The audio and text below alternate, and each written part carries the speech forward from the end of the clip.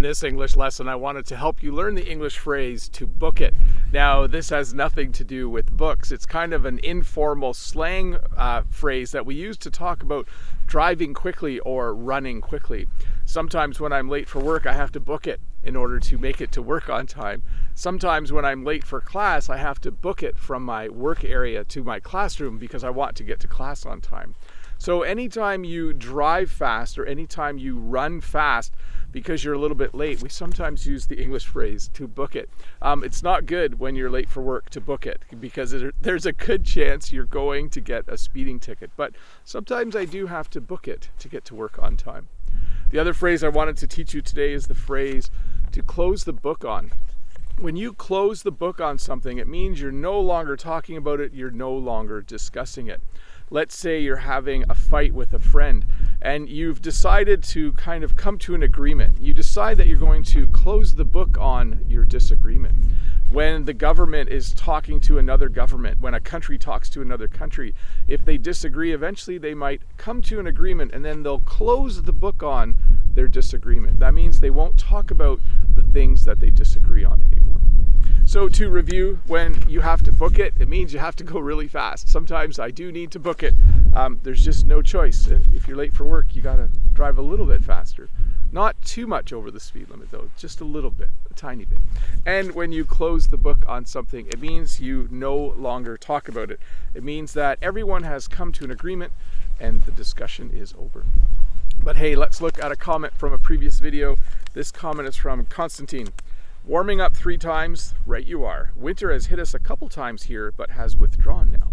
And my response is, it will probably hit you hard in a few weeks. So thanks, Constantine, for that comment. At the end of the last video, I said when you get firewood, it warms you up 3 times. And what I meant by that is, good morning. What I meant by that is when you cut firewood, because it's physical activity, it warms you up. The act of actually cutting it warms you up because when you work hard, it warms you up. And then when you stack it, it warms you up again. And then when you burn it in your stove, it warms you up one more time.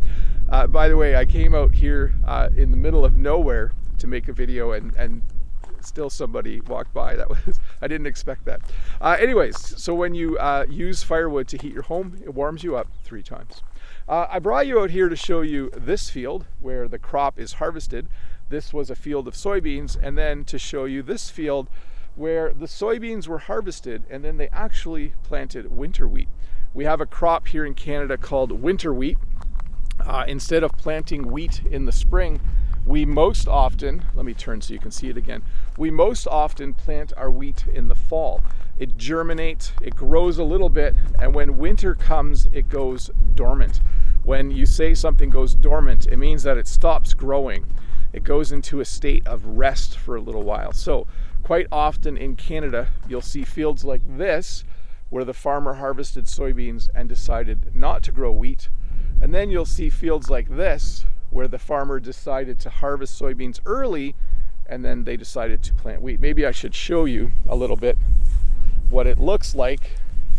Just little rows of wheat out here in the field, just starting to grow and probably just getting ready to go to sleep when it gets cold in a bit. Anyways, thanks for watching this little English lesson. I hope you enjoyed the lady and her dog that walked by, and I'll see you in a couple days with another one. Bye.